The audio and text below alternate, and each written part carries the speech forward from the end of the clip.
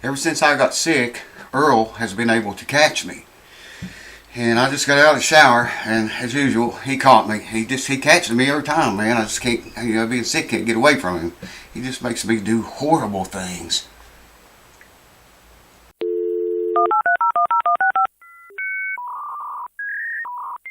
Alright folks, welcome back, and thank you as usual for coming back. I really appreciate you hanging through all the crap that's been going on in my life at the house that never sleeps. I appreciate you keeping it here. Did you ever, I've known cases that this actually happened. Did you ever buy a guitar, or know somebody who bought a guitar, new or used, electric or acoustic, and they take it home, and they pay for it and everything, take it home, and usually they're pretty excited. Can't really wait to get it out of the case. Well, they get home with it, take it out of the case, and it don't sound very good. Why did I buy this, They put new strings on it, or different strings, and it just don't sound very good. You ever know anybody like that? I've seen, probably safe to say, hundreds of people that this has happened to. I don't remember it ever happening to me, but it very well could have, and I just forgot. When you go into a music store and you're looking at guitars, I'm talking about people that bought new guitars or used ones from a music store, usually. When you go into a music store and you find one that really draws your interest, most people take it off the wall or ask someone to get it off the wall for it, reach it to them, whatever, and they try it out, and play it a good little while. Sometimes a jam session can even be bored.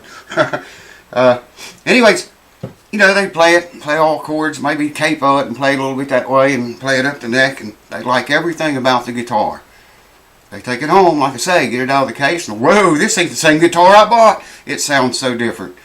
The reason for that is, and here's the catch, the reason for that is, all those instruments hanging on the wall, usually they keep them pretty well fine-tuned in most music stores. And when you start playing the guitar you're interested in, it starts to radiate around on all these instruments that's close to you. Even pianos, if there's pianos in the room, or basses, or whatever, if they're in tune, and they are, like I say. And you can hit a hard chord on one and kill it, and you can hear those other guitars ringing. I've done it before. Try it in the music store next time you're in there. If it's close enough, if they are close enough for them to pick up the vibrations of the guitar you're test driving. So, some music stores have a booth or a private room or I don't know what else they call them. Just a little, some of them's even soundproof. They have a little place just specifically for people to take instruments into, and you can't hear anything outside that way, so you can hear the true sound of the guitar you're interested in. So, if you go in a music store and you don't see one of these rooms, because a lot of stores still don't have them, ask someone if they have those rooms, a sound room or a soundproof room or a booth or something, where you can get away from all these other instruments and hear what that guitar truly sounds like.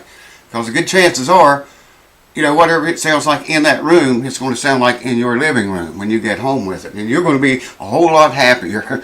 I knew one guy tried to take his guitar back, and they wouldn't have no part of it, man. They said, there's nothing wrong with the guitar. You bought it as it is, you paid for it, and they would not give him his money back.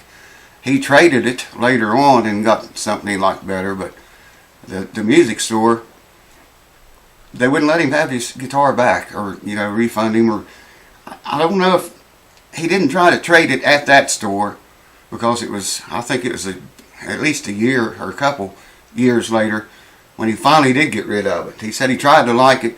He tried, different strings and different all kind of things, and he just couldn't, bring himself to love that guitar sound that it produced.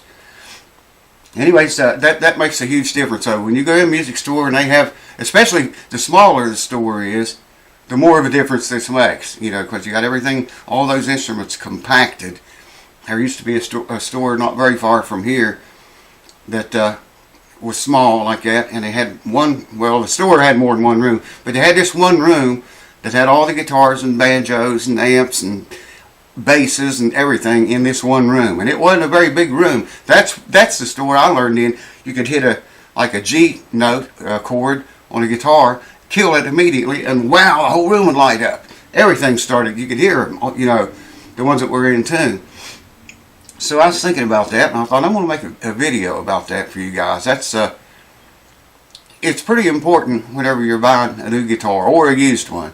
When you get one and you think this is the one I've been looking for, this is the sound I've always wanted, and you get home with it and it's not, that's got to be depressing, man. Like I say, I don't ever remember it happening to me, but it probably did over the dinosaur years that I've lived.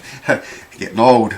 Anyways, young at heart. Stay young at heart and you'll live a lot longer and happier and everything else. Anyways, yeah. Another good thing to do, if they don't have it, like I say, a lot of those stores don't have those booths or rooms or whatever they're called. If they don't have them, maybe tune the guitar down. Don't ever tune it above, above the standard tuning. But tune it to something like, you could go maybe a half step up or a half step down, and that will kill the majority of the instruments hanging on the walls and in stands and everywhere else around you. If you can remember to do that, of course it changes the sound a little bit of the guitar that you're trying out as well. I always see something right around the bottom of that bear flashing. When I look over there, I don't see it. I can see it right now. It's flashing like crazy in the camera. I don't see if this comes out in the playback on this video. I've seen that before. I never could figure out what it was. Anyways, I hope you can see it. And I hope Earl don't ever catch up with you.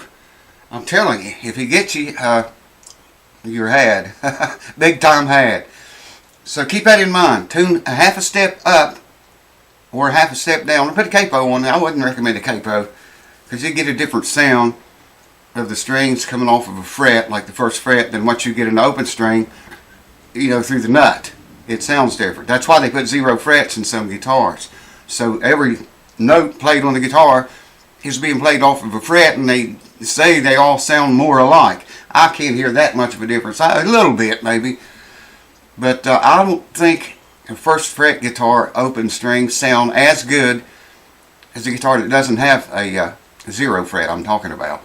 I don't think they sound as good as the open string on a, just coming through off the bone nut or tusk or whatever kind of nut it is. But if you do this, you'll be able to tell a whole lot more about your guitar. Some of those, like I say, some of those stores don't have a little room anywhere. Maybe you can take it outside if it's a pretty day, the weather permitted. Take it outside and try it out maybe and get by with that. But generally not. They like to stay with you or close to you if you're checking out a $4,000 guitar, or even half that, or even a $1,000 one. So if you can remember to do that, tune up 1 fret, tune down down 1 fret, and try to make a better judgment as you can. And hopefully when you get home with your brand new guitar, it's going to please you just as much as you thought it was pleasing you at that store with all the instruments in there helping it. And it does truly make a huge difference. That's why some of these stores even have these booths and rooms. They know this. They know it. They know all these instruments affects the sound of the guitar you're checking out. Even electric ones, if you hit a chord or a note, and these ones hanging on the wall, maybe it's tuned to that or got an open string that's noted the same as whatever note you're playing, they'll light up, and it'll make your guitar sound better. Unless you got the thing ripped wide open really loud, But there's all kind of little catches to that. A lot of music stores intentionally do not have those music rooms. What are they called, man? I can't remember. They call them rooms something, and I don't know what it is. Sound booth, maybe? I don't know what it is, but I'm sure you guys will tell me. I'm sure y'all know what it is and will tell me about it. So I hope that helps you when you go to buy your next new guitar. And just want to bring you a quick clip tip on that. So there it is. Thanks for watching. Peace to you. And I'm not going to complain about my health. I made a video about it because so many of you was asking me to do it. Finally broke down and made one. I don't know if you'll see it before this one or this one before it. I don't know, but it's made already. I just need to process it and stuff and get it up. So anyways, thanks for watching. Happy buying your new guitars, and good luck buying them too. I hope you get one you really love. And I'll see you as soon as I can see again well enough to fix anything, or take repairs back on.